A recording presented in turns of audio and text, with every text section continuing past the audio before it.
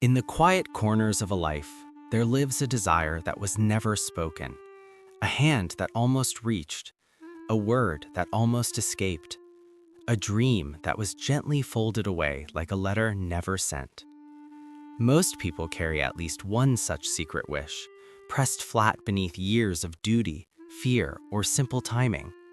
It does not scream, it hums, soft, persistent, patient. And over decades, it shapes the contours of the heart the way water shapes stone, slowly, invisibly, irrevocably.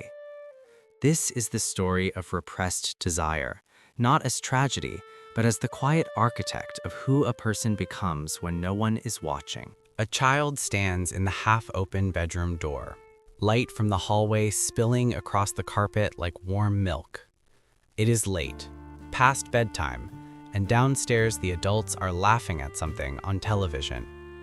The child is holding a crayon drawing, a purple horse with wings, galloping across a sky full of stars.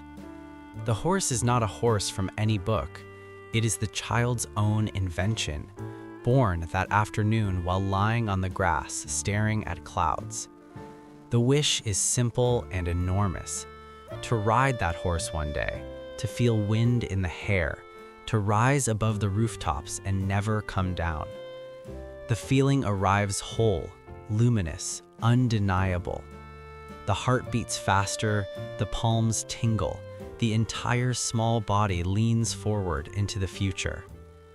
Then the mother's voice drifts up the stairs, tired, practical. "Lights out, sweetheart, you have school tomorrow." Nothing cruel in the tone, only the ordinary weight of the world reminding everyone of their place. The child hesitates. The drawing trembles between two small hands. There is a moment, one breath long, where the desire could be spoken aloud. "Mama, I drew a horse that flies, and I think I'm supposed to go with it." But the hallway light feels suddenly too bright, the laughter downstairs too adult, the distance between this room and the sky too vast. Something ancient and wordless calculates the cost of being seen wanting something impossible. The child folds the paper once, twice, slides it beneath the mattress where other secret drawings already live. The door closes, the light clicks off, and in the dark, the first silence is born. It is not dramatic. No tears, no slammed doors, only the soft click of a latch and the quieter click inside the chest where a piece of the self steps backward into shadow. The body learns the motion perfectly. Inhale the wish, exhale the evidence. From that mate forward, the mechanism is installed, smooth as a hidden drawer. Years later, the adult will not remember the drawing, will barely remember wanting to fly. Yet the shoulders will round slightly when passing airport windows. The breath will catch for no reason at the sight of horses in fields. The body keeps perfect records. This is how repression begins. Not with violence, but with tenderness misunderstood. A parent protecting a child from disappointment. A child protecting a parent from the inconvenience of wild hope. Both believing they are choosing love. The desire does not die. It only agrees to wait in the dark, patient as a seed beneath winter soil. And the silence, so small in that first moment, begins its slow, lifelong expansion, pressing against ribs, coloring dreams, teaching the voice which words are safe and which must never be said. Some desires are buried because they are too large for the life that is offered. Others because they threaten the story the family tells about itself. Still others because the child senses, without language, that to speak them would change everything. And change feels at 8 or 12 or 17 like a kind of death. So the drawing stays hidden. The song is never sung in the shower. The hand is never raised with the question that would alter the trajectory of a life. Each time, the silence is practiced until it becomes native tongue. And yet, beneath the mattress, the purple horse still gallops. Its wings do not fade. The stars it flies through keep shining with the same impossible light. The child grows, the mattress is replaced, the house is sold, the drawing turns to dust. But the desire, folded so carefully into the body, waits. It learns the long patience of things that were never allowed to finish their first sentence. Long before the child ever folded the purple horse away, the house was already teaching silence. The floorboards knew which steps to creak and which to spare. The walls had absorbed generations of swallowed sentences. Desire did not arrive in a vacuum. It arrived into rooms already arranged against it. In the kitchen, the mother cuts vegetables with quick, precise strokes that never waste motion. She hums, but only hymns, never the love songs she once danced to in a different decade. Her own mother had said, "A woman's wants are a luxury she pays for later." So the mother learned to want only what could be bought on sale, only what fit inside the budget of respectability. The knife moves like a metronome, keeping time with a life that must never fall behind. The child watches and absorbs the lesson without words. Some hungers are dangerous because they cost more than money. In the living room, the father loosens his tie after work and stares at the television without seeing it. Once, in his 20s, he played saxophone in smoky bars until dawn. Now the instrument gathers dust in the attic, wrapped in the same cloth his own father used to polish shoes. "Music doesn't put food on the table," the grandfather had said, voice flat as factory steel. So the father chose security and called it maturity. When the child asks why the saxophone is never played, the father answers, "Some things are for boys, not men." The sentence lands softly, almost kindly, yet it installs another floorboard over the heart. Religion, too, lays its quiet beams. Sunday sermons speak of denying the flesh so the spirit may rise.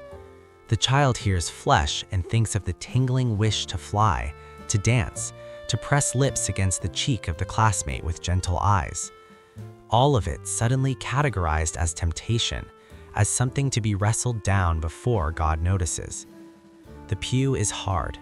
The child sits very straight, practicing already the posture of restraint. Culture arrives through magazines, television, the casual comments of neighbors. Girls learn that too much ambition makes them unmarriageable. Boys learn that tenderness makes them suspect. Dark skin learns to want less loudly. Poor children learn that dreaming above one's station is a kind of theft. Each message delivered with a smile, a pat on the head, a reasonable tone that makes rebellion feel childish. Even love collaborates. The parent who says, "I only want you to be happy," often adds, in the same breath, the map of how that happiness may be reached. The map never includes the purple horse. Love becomes the velvet glove over the iron rule. Conform, and you will be safe inside my arms. The child, desperate for the arms, steps onto the offered path and feels the first frost of abandonment toward the self. These roots grow downward in the dark, invisible, patient. They twine around the ankles of desire before desire has learned to walk. By the time the child is old enough to name what pulses in the chest, the naming already feels like betrayal of everyone who ever fed, clothed, protected. Loyalty and longing begin their lifelong negotiation. Most days, loyalty wins, not because it is stronger, but because it is louder in the rooms where survival is decided. And so the floorboards multiply, one for duty, one for shame, one for the fear of being too much, one for the fear of not being enough. They form a trapdoor over the original fire. The child steps lightly, learning which boards do not creak, learning to live on the surface where it is safe to be seen. Below, the desire waits, pressed thin as a letter, breathing shallowly in the dark, still warm. The body never agrees to the treaty signed in childhood. While the mind learns to forget, the nervous system keeps every unsent letter. Desire refused a voice slips quietly into the tissues and settles there like mist inside a bell. Neuroscientists speak gently now of the vagus nerve, that long wandering highway from brain to gut. When a wish is swallowed, the vagus registers the motion as threat. Heart rate climbs a fraction, breath shortens. Cortisol rises not in a storm, but in a slow, persistent drizzle. Over decades, this drizzle becomes the weather of the body. Shoulders live half-raised, jaw learns a new resting tension. Sleep arrives, but shallow, like a guest who fears overstaying. In the hippocampus, memory is supposed to fade if it is not retold, but repressed desire is retold nightly in code. Dreams arrive wearing disguises, falling from great heights, running but never moving, searching rooms that grow longer with every step. The dreamer wakes with the taste of adrenaline and no story to explain it. The amygdala, ever vigilant, files the feeling under danger, source unknown. Thus, the body remains on alert for a war that was declared itself over long ago. Polyvagal theory offers a quiet image. There are three ancient states of being: safe and social, fight or flight, freeze and shut down. Repression trains the system to leap from safe and social straight into freeze, bypassing the middle ground entirely. The smile can appear while the diaphragm locks. Laughter can ring while the belly knots. The outside learns to perform connection while the inside practices disappearance. Endocrinology adds its patient footnotes. Chronic low-grade cortisol reshapes the prefrontal cortex, the gentle architect of long-term planning and nuance. Over years, decisions grow narrower, more binary. Risk feels larger, pleasure feels suspect. The very machinery that once imagined purple horses now scans primarily for what could go wrong if the horse were ever set free. In the muscles themselves, fascia, those silvery webs beneath the skin, begins to shorten and thicken around the places where feeling was halted mid-motion. The chest caves slightly to guard the heart. The pelvis tilts back as if perpetually stepping away from its own wanting. Massage therapists and somatic practitioners will later touch these places and feel, beneath their hands, old unshed tears turned to tissue. Even the immune system of mirror neurons, designed to help humans feel with one another, grows subtly confused. When someone else dares to want openly, to dance, to speak, to leave, the observer's body floods with the same suppressed charge. Envy arrives not as a moral failing, but as physiological recognition. I once knew that motion, once almost made it and was stopped. The envy hurts because it is memory wearing a mask. Attachment research whispers the quietest truth. The child who must repress desire to remain lovable often becomes the adult who represses desire to remain lovable. Intimate relationships reenact the original treaty.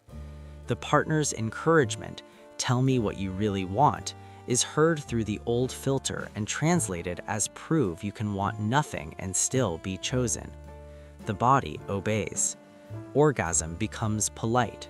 Dreams are downsized. Love is accepted, but only the version that asks for almost nothing. And yet, beneath all this careful armoring, the original pulse continues. In fleeting moments, music at a certain frequency, the scent of rain on hot pavement, the sudden sight of wings, the vagus nerve relaxes for a single breath. The chest opens a fraction.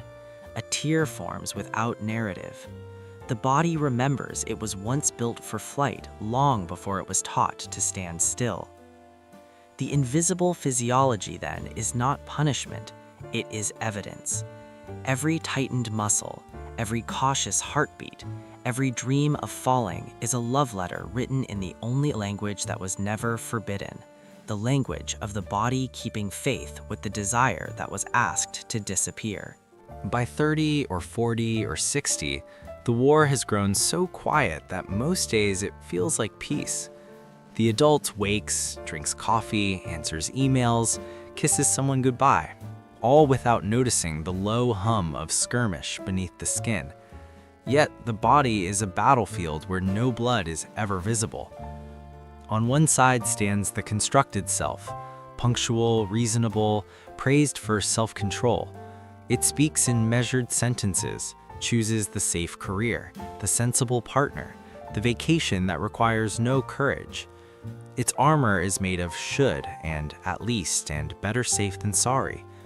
On the other side, behind a wall so old it has become landscape, the repressed desire breathes shallowly, dreaming in primary colors. It has no language left, only sensation, the ache behind the sternum at concerts, the sudden fury when someone else leaps, the heaviness in the legs after another evening spent scrolling instead of singing. Between them, a vigilant border guard patrols. Every time the desire stirs, a book that makes the throat tighten, a stranger's laughter that sounds like freedom, the guard fires a silent warning shot of anxiety. Heart flutters, thoughts scatter. The adult reaches for the phone, for food, for sarcasm, sleep, anything to return to neutral. The desire retreats, wounded but unsurprised. This has been the choreography for decades. The exhaustion is oceanic. No single day is unbearable, yet the years accumulate like wet wool. The adult wonders why rest never feels like rest, why joy arrives muffled, why every mirror shows a face that looks slightly borrowed. Therapists call it depletion. The body calls it treason. Each time the desire was sent back to the cellar, a quantum of life force went with it to keep it company. The constructed self has been running on a dwindling reserve, smiling harder to hide the tremor. Envy becomes the loudest artillery, not the petty kind, but a deep physical ache when witnessing someone else living the unsaid life, the painter who quit the firm, the couple dancing barefoot in the kitchen at midnight, the old man learning cello at 70. The envy hurts because it is proof. The desire is still alive, still measuring the distance between the life chosen and the life imagined in a child's crayon. Self-betrayal takes subtler forms, a talent left undeveloped until things calm down, a boundary never spoken because conflict feels fatal, a sexuality performed but never inhabited. Each compromise is small, reasonable, forgettable.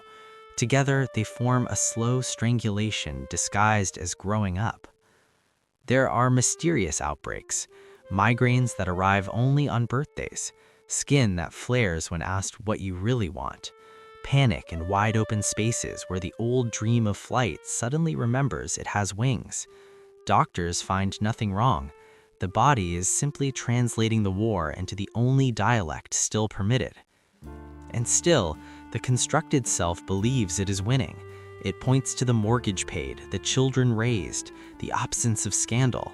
It calls the desire selfish, childish, dangerous.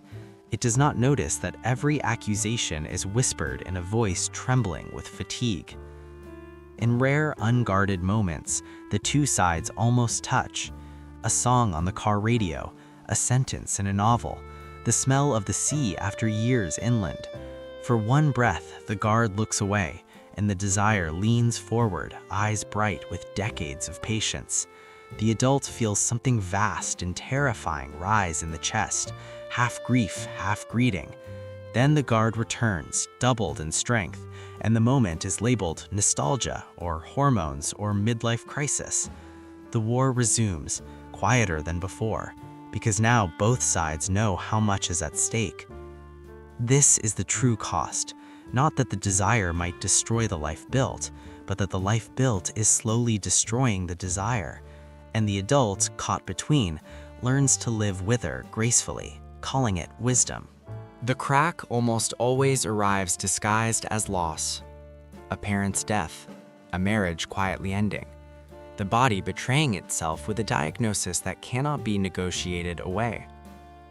Or sometimes it is smaller, an empty house on a Tuesday afternoon when the light falls in a way it has not fallen since childhood. Whatever the messenger, the news is the same. the constructed self is no longer invincible.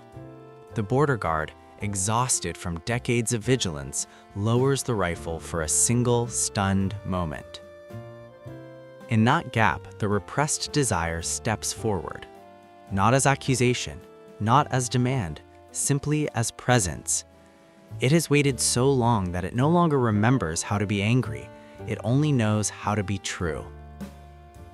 One woman, 53, sits in the oncologist's office hearing the word cancer and feels, beneath the expected terror, a strange relief. The body has finally spoken louder than the mind's careful plans. In the car afterward, she does not cry about the illness. She cries because for the first time in 40 years, she hears the clear sentence inside her chest. I never became a painter. The sentence is not dramatic. It is soft, almost apologetic, but it lands like the first honest sound in a house full of echoes. A man watches his father's coffin lowered into the earth and suddenly remembers the saxophone wrapped in the attic. He is 61. His hands shake as he unwraps the cloth. The instrument is green with neglect, yet when he lifts it, the weight is exactly as memory promised. He does not play that day. He only holds it, feeling the metal warm against his palms, and understands that the part of him that stopped breathing in 1978 has been waiting in this exact posture. Sometimes the crock is gentler. A song from adolescence plays in a supermarket aisle. The adult freezes between cereal boxes while the teenage body floods back, knees weak, heart open, certain the world was made for dancing. The feeling lasts 4 seconds, long enough for the guard to be caught off guard, long enough for the desire to whisper, I'm still here, before the adult hurries with the cart away, cheeks burning with an emotion too large for fluorescent lights. Age itself can be the quiet saboteur. The mirror begins to show a face that no longer needs to audition for approval. The voice loses its practiced brightness. In that loosening, space appears. One morning, the adult wakes and realizes there are fewer years left than have already been spent hiding. The arithmetic is brutal and merciful at once. Illness, grief, empty nests, betrayals, these are not punishments. They are the pickaxes the repressed desire borrows when gentler tools have failed. They break the surface just enough for light to travel downward and for warmth to travel up. The meeting is terrifying. The constructed self screams that everything will fall apart if the desire is acknowledged. And something does fall apart, but not the life, only the smaller, brittle story that was mistaken for a life. In that first encounter, there is no triumph, only trembling recognition.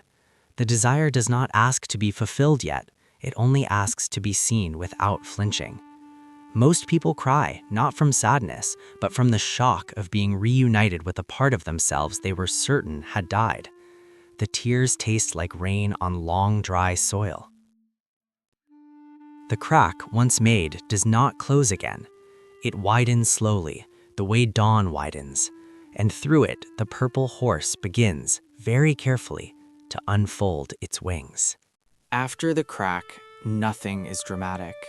No doors are kicked down, no sudden resignations, no midnight flights to Paris. The desire has waited half a lifetime. It understands the virtue of slowness. It only asks for a chair at the table, not the entire feast. The first motion is almost invisible, a pause. The adult stands in the kitchen holding a mug and, instead of swallowing the familiar ache, allows it to stay for 3 full breaths. The ache does not grow larger, it simply becomes recognizable. This is the beginning of translation. Feeling is allowed to become information instead of emergency. The body is the first to respond. Shoulders drop a fraction. The next inhale reaches places it has not touched in decades. No one else notices, but the nervous system registers the shift and quietly files it under possible safety. Over weeks, the pause lengthens to 10 breaths, then to a minute. In that minute, the adult might name the feeling aloud, barely above a whisper. I wanted to dance. The sentence is clumsy, childish, true. Speaking it does not summon orchestras. It only tells the body that truth is no longer treason. Small rituals appear, gentle as snow. A sketchbook bought and left on the nightstand.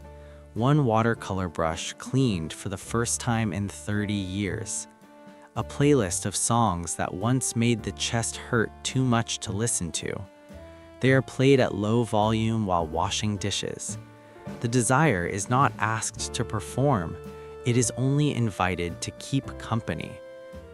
Therapy, if it arrives, is not about excavation, but about translation. The therapist becomes a patient interpreter sitting beside the adult, while the repressed desire learns to speak in present tense. I was not allowed slowly becomes I want. The shift is seismic, yet quiet, like continents moving under grass. Relationships change without announcements. The partner who once received only the edited self now meets moments of unscripted longing. Sometimes this unsettles. Sometimes it awakens dormant desire in the partner too. Either way, the air in the room becomes less careful. Conversations lengthen past bedtime. Hands reach across the bed not for reassurance, but for curiosity. Creativity returns, sideways. The woman who never painted begins arranging flowers with inexplicable precision. The man who abandoned the saxophone finds himself humming complex harmonies while driving. The desire, refused its original shape, leaks into everything else and makes it luminous. Bread rises higher. Emails are written with sudden tenderness. Apologies arrive decades late and land softly. The body keeps its own calendar of return. One day, the adult notices the jaw has unclenched during sleep. Another day, the hips sway unbidden to music in a grocery store. Tears come more easily, but they are lighter, carrying less shame. Orgasm, when it happens, is no longer polite. These are not victories, they are recognitions. The body is remembering its native tongue. Forgiveness is the quietest miracle. Not the grand theatrical kind, but the slow realization that everyone, parents, culture, younger frightened self, was doing their best with the fear they were given. The desire stops needing to blame in order to exist. It simply exists like weather. Integration is not fusion. The constructed self does not dissolve, it loosens its grip. There is still a mortgage, a job, aging parents, Monday mornings, but now the desire sits beside them, no longer exiled. Some wishes will never be fulfilled in the literal sense. The purple horse may remain crayon on paper, yet its energy moves through the adult's hands when she comforts a child, when he plays a simple melody on a borrowed guitar, when they choose for once the longer road because it goes by the sea. The inner weather has changed. There is room now for both the life that was built and the life that was dreamed. They do not cancel each other. They inform each other. And in the evenings, when the house is quiet, the adult sometimes places a hand on the chest and feels two heartbeats, the steady, overlapping, no longer at war. The language of return, it turns out, has only one essential word: yes, still. Long after the body has folded itself back into earth, the repressed desire continues its quiet migration. It leaves the bones first, rising like warm breath on a winter morning, and enters the rooms where others still breathe.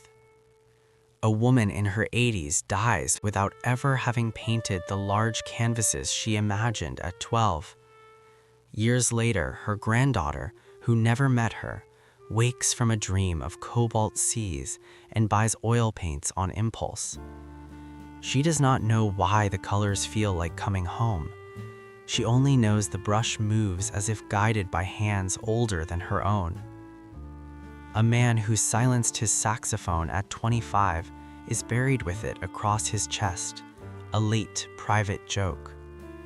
Decades on, a boy finds the instrument in a second-hand shop, lifts it to his lips, and the first note he coaxes out is the exact phrase the man used to play in smoky rooms at dawn. The boy has no sheet music, no teacher. The melody simply arrives, carried on the same longing that once wrapped itself in cloth and waited. Desire, it turns out, is not private property. It is weather. It passes through one life, gathers force in silence, and rains on another. Some of it becomes gentleness. The adult who was never allowed to need much learns, late, to need honestly. That learning softens my voice, slows the hands, widens the eyes. People who stand near that adult, colleagues, strangers on trains, nurses in the final hospital room, feel something loosen in their own chest without knowing why. A lifetime of swallowed wanting has been transmuted into permission. You too may take up space. Some of it becomes art that outruns its maker. The poems never published, the dances never performed, the recipes never written down. They hover like pollen until someone else's body recognizes the shape and begins, without explanation, to move. Some of it becomes the quiet revolution of boundaries. The child who learned to want nothing grows up and refuses to teach the same lesson. When her own daughter announces at 7 that she will live on the moon, the mother does not laugh or correct. She kneels, looks straight into the fierce small face, and answers, "Then we had better start saving for a very good spaceship." The sentence is ordinary. Its ripple is immense. Even the desires that seem to die unfulfilled do not waste their energy. They become the negative space that shapes what is possible next. A life narrowed by fear leaves a clear outline of what courage could look like.